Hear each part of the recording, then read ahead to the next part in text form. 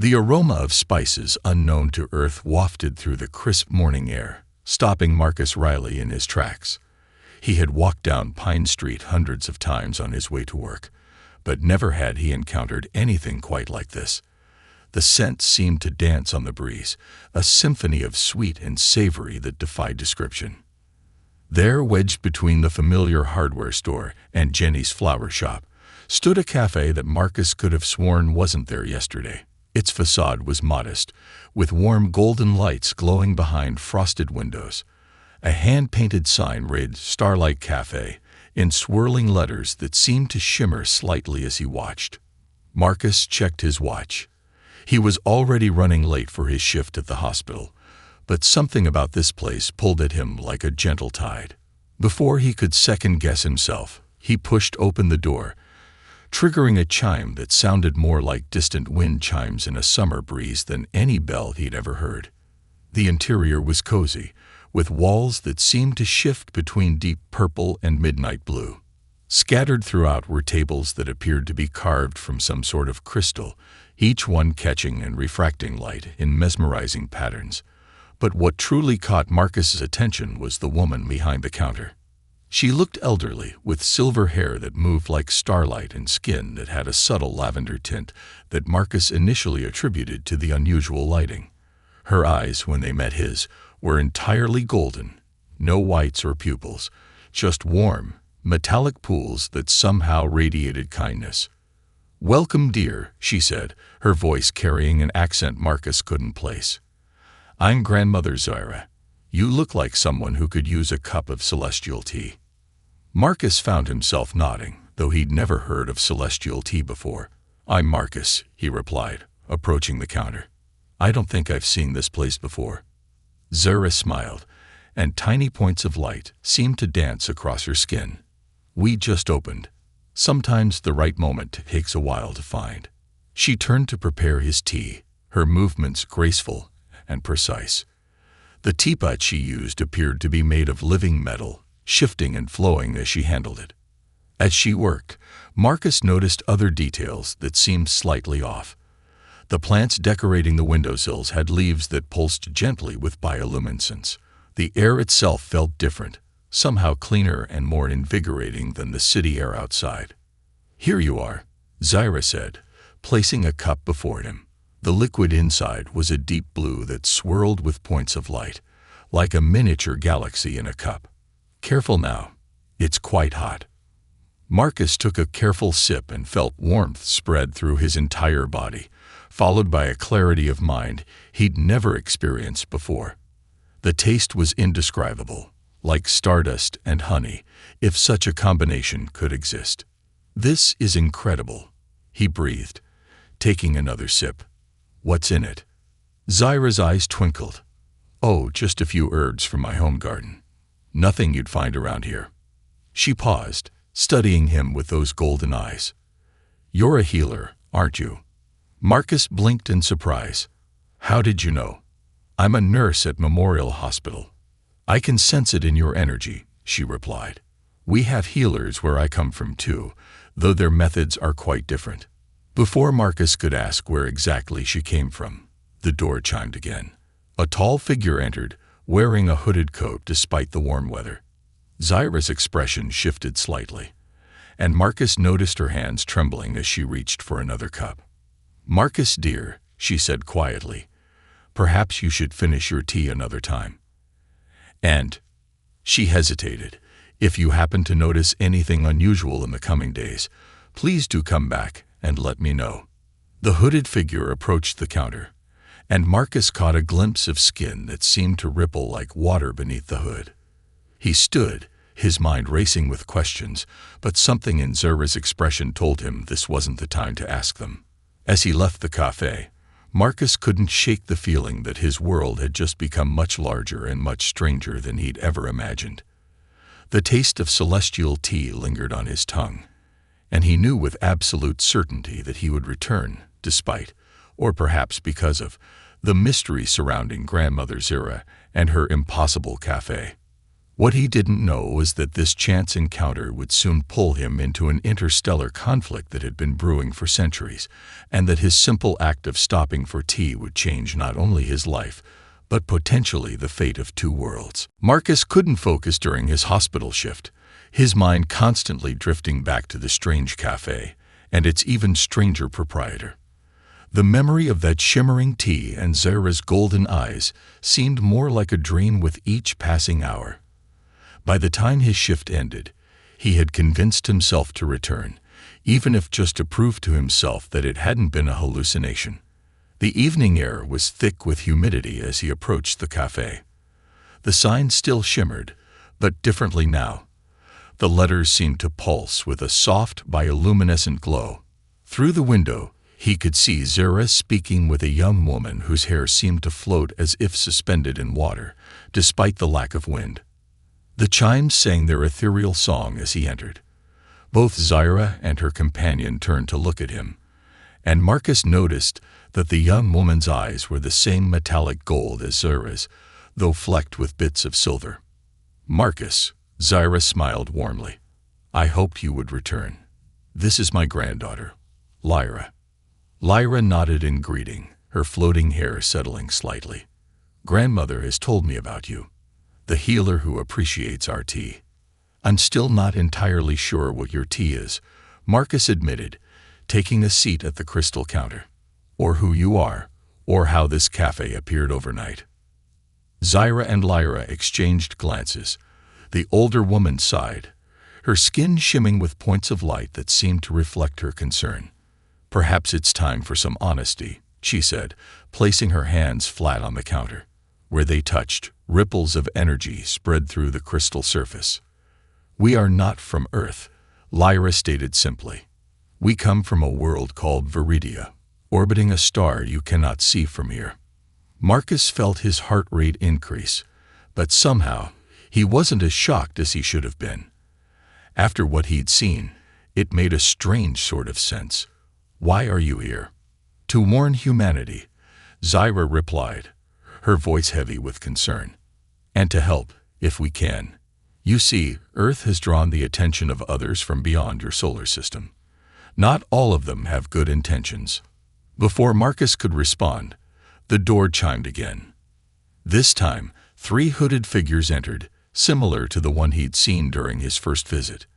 Lyra tensed visibly, and Zara's expression hardened. "Marcus," she whispered urgently, "go through the kitchen door. Quickly." He hesitated for a moment, but something in her voice compelled him to obey. As he slipped through the swinging door, he heard one of the hooded figures speak in a language that seemed to make the air itself vibrate. The kitchen was unlike anything he'd ever seen. Instead of stoves and ovens, there were crystalline structures that hummed with energy. Plants similar to those in the front, but larger and more numerous, grew from what appeared to be liquid light. And at the center of it all stood what could only be described as a doorway made of pure energy, its surface rippling like the surface of a pond. "Don't move," a voice said from behind him. Marcus turned to find another alien. There was no point in pretending otherwise now. Wearing what appeared to be some sort of uniform, unlike Zara and Lyra, this being had skin that looked like burnished copper and eyes that glowed with a pale blue light. "I'm Raven," the alien said, raising what appeared to be a weapon. "And you've just walked into the middle of an interstellar conflict that's been brewing for centuries." From the front of the cafe came the sound of breaking crystal and raised voices. Raven grabbed Marcus's arm, pulling him toward the energy doorway. "Those are shade seekers out there," he explained quickly. "They've been hunting us across the galaxy. We can't let them find what we've hidden here." "What have you hidden?" Marcus asked, his medical training kicking in as he heard what sounded like a fight breaking out in the cafe. Raven's copper skin flickered with patterns of light, the key to saving both our worlds. "Zara isn't just some cafe owner. She's the keeper of Viridian medical knowledge. Knowledge that could either heal or destroy, depending on who uses it." The door burst open, revealing one of the hooded figures. Up close, Marcus could see that their skin was like living shadow, constantly shifting and flowing. The figure raised an arm, and darkness began to pool in its palm. Raven shoved Marcus toward the energy doorway. "Choose quickly, healer. Stay and forget everything you've seen, or come with us and help save 2 worlds." Marcus thought of the hospital where he worked, of all the patients he couldn't save, of all the diseases that still plagued humanity. He thought of Zura's kind eyes and the taste of celestial tea. He thought of the darkness gathering in the Shade Seeker's hand. He stepped through the doorway. Stepping through the energy doorway felt like diving into warm water, only to emerge instantly into a world that defied imagination. Marcus found himself in a vast chamber with walls that seemed to be made of living crystal, pulsing with soft light and rhythm with what could have been heartbeats. The air shimmered with particles that drifted like golden snow, and gravity felt slightly lighter than on Earth. "Welcome to the sanctuary," Raven said, his copper skin glowing brighter in this environment. One of the last safe havens of Viridian knowledge in the galaxy. Before Marcus could respond, Zyra and Lyra materialized through the portal behind them, supporting each other. Zyra's silver hair was disheveled, and there was a tear in Lyra's flowing dress that seemed to repair itself as Marcus watched. "The Shade Seekers?" Raven asked, moving to help them. "Contained, for now," Lyra replied, her voice tight with concern. "We sealed the cafe in a temporal bubble. They won't be able to follow us here. But we can't go back to that location." Zyra straightened, her golden eyes finding Marcus. "I'm sorry you were pulled into this, dear, but perhaps it was inevitable. We've been watching you, you see. Many humans, but you in particular." Marcus tried to process everything he was seeing and hearing. "Watching me? Why?" "Because you have something rare," a new voice said. From a doorway that seemed to form itself out of the crystalline wall emerged a tall figure with skin like opal, shifting with rainbow colors. "A capacity for both healing and understanding that we desperately need." "This is Elder Theron," Raven explained, leader of the Viridian Medical Council. Theron approached Marcus, their movements fluid and graceful. "Our world is dying," they said simply, "and with it, thousands of years of medical knowledge that could benefit countless species across the galaxy. The Shade Seekers don't want this knowledge shared. They believe that keeping it restricted gives them power." "But why Earth?" Marcus asked. "Why me?" Lyra stepped forward, her floating hair now glowing softly. "Earth is unique in the galaxy. Your species has evolved to adapt rapidly, to think creatively in ways we never could. And you, Marcus, have shown an extraordinary ability to accept and understand things beyond your normal reality. We need someone who can help us bridge the gap between Viridian and Earth medicine," Zyra added. "Someone who can help us preserve our knowledge in a way that can benefit both worlds." Suddenly, alarms began to sound, a haunting melodic tone that made the crystal walls pulse with red light. Raven rushed to what appeared to be a control panel that materialized from the wall. "They found us," he announced grimly. "The Shade Seekers. They're tracking the energy signature of the portal." Theron's opalescent skin darkened with concern. "We need to begin the transfer immediately. Marcus, will you help us?" "What exactly would I be doing?" Marcus asked, even as the crystal walls around them trembled with some distant impact. "Your mind would serve as a bridge," Lyra explained quickly. "We can transfer the essential elements of our medical knowledge through you, encoding it in a way that humans can understand and use. But it's dangerous. No human has ever attempted to hold this much information before." Another impact shook the chamber, and cracks began to appear in one of the walls. Dark energy, similar to what Marcus had seen in the cafe, began to seep through the fissures. "We don't have much time," Zyra said urgently. "Marcus, I know this is overwhelming, but we need your answer now. Will you help us preserve our knowledge, our culture, our ways of healing?" Marcus looked around at these beings who had hidden among humans, who had chosen to share their knowledge rather than hoard it. He thought of his patients at the hospital, of all the people who could be helped with advanced medical knowledge. The answer was obvious. "What do I need to do?" Theron gestured, and a chair formed from the crystal floor, covered in patterns of light that moved like circuitry. "Sit," they instructed. "Open your mind. And whatever happens, remember why you chose to help us." As Marcus sat, Lyra and Zara took positions on either side of him, while Raven continued to monitor the deteriorating situation. The chamber shook again, and the darkness seeping through the cracks began to take form. "They're breaking through," Raven shouted.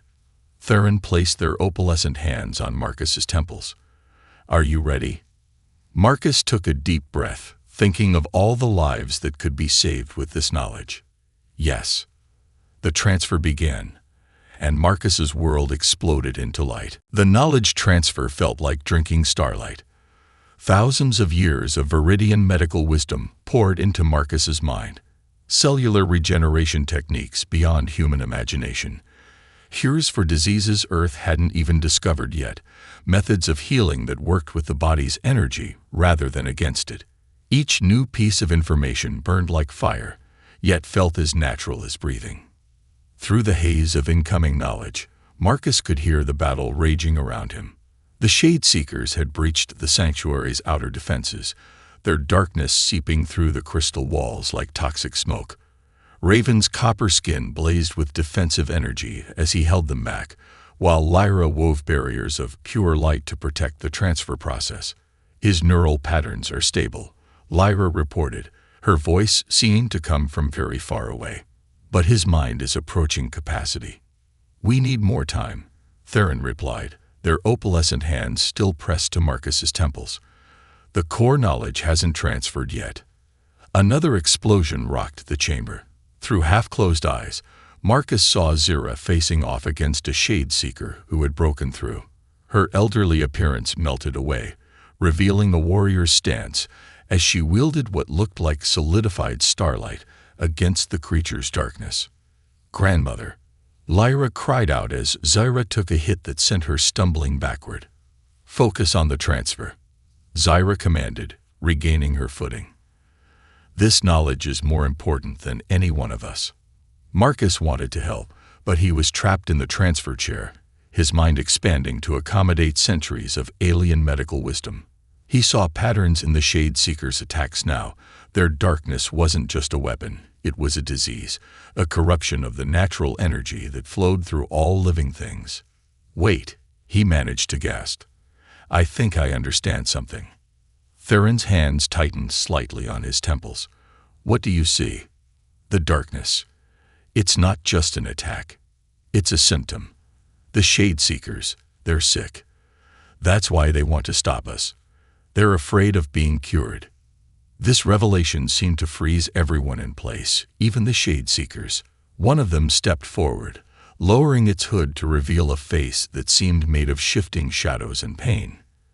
"You understand nothing, human," it spoke, its voice like grinding glass. "We are not sick.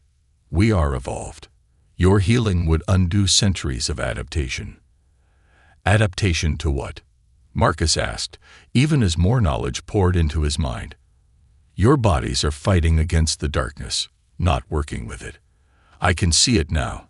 The patterns of cellular degradation, the energy signatures of chronic pain." Silence.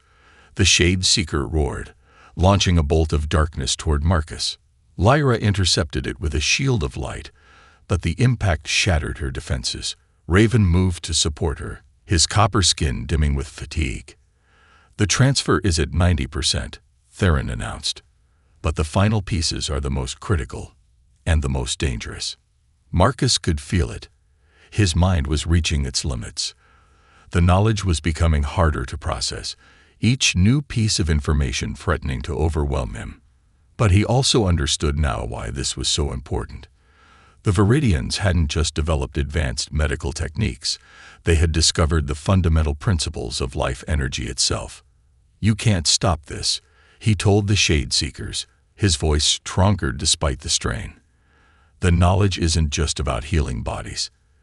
It's about healing everything. Planets, ecosystems, even the damage you've done to yourselves."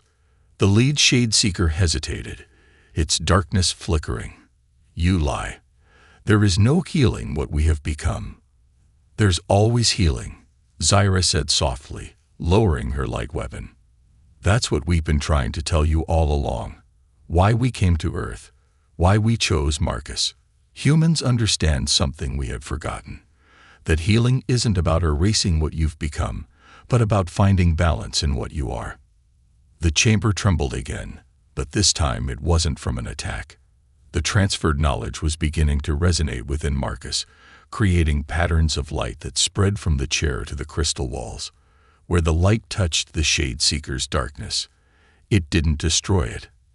Instead, it seemed to stabilize it, giving it form and purpose. The final transfer sequence is starting, Theron warned. Marcus, are you ready? Through the pain and pressure building in his mind, Marcus looked at the Shade Seekers, not as enemies now, but as patients in desperate need of help.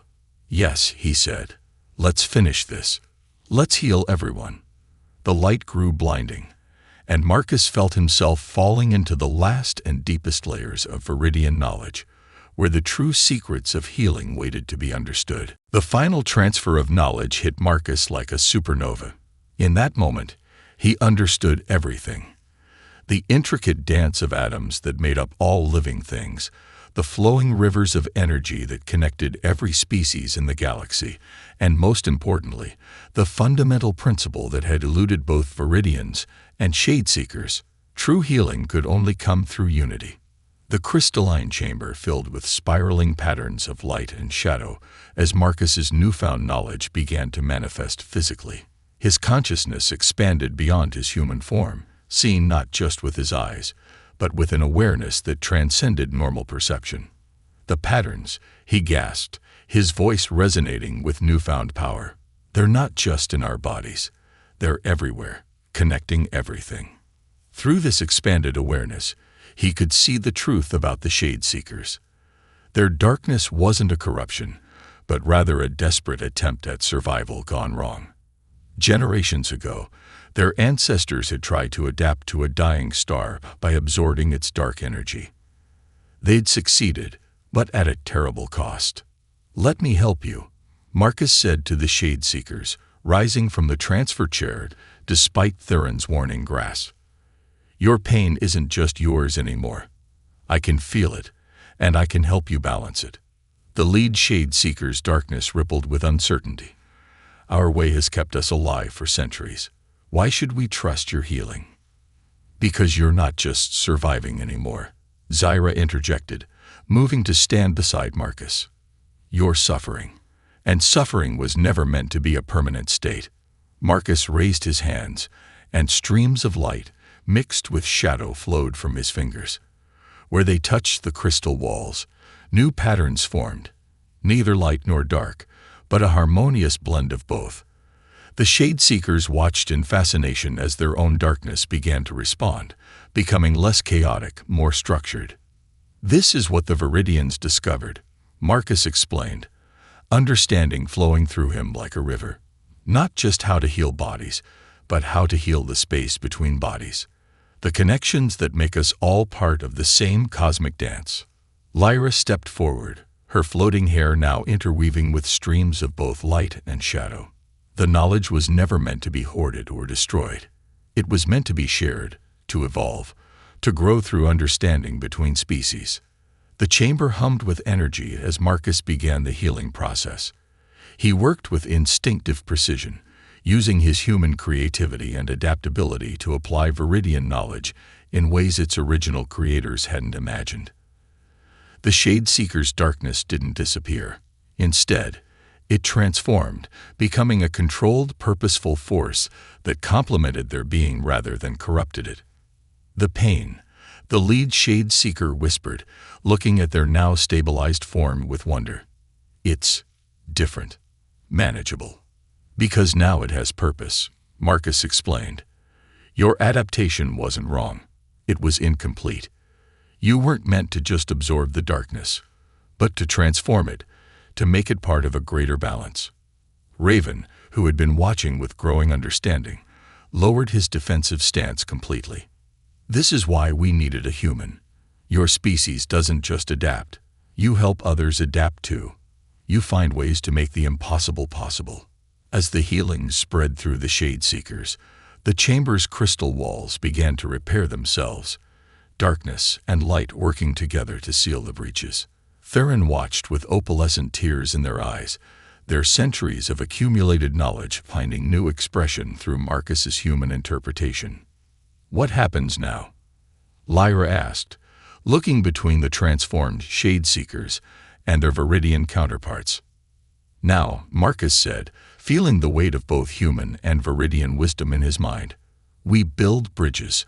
Earth's medical knowledge combined with Viridian healing arts and the Shade Seekers' understanding of energy transformation. Together, we can heal not just bodies, but worlds. Zyra smiled, once again looking like the grandmother who had first served him celestial tea. "And it all began because you were willing to step into a strange cafe and open your mind to impossible things." Marcus looked around at this gathering of beings who had started as strangers and enemies, but were now united in a common purpose. The knowledge in his mind was no longer overwhelming but energizing, filled with possibilities for the future. "The cafe," he said with a smile, "was just the first door. There are so many more waiting to be opened." And in that moment, as light and shadow danced together in perfect harmony, Marcus knew that this wasn't an ending but a beginning, the dawn of a new era of healing that would span galaxies and transform lives across the cosmos, one connection at a time.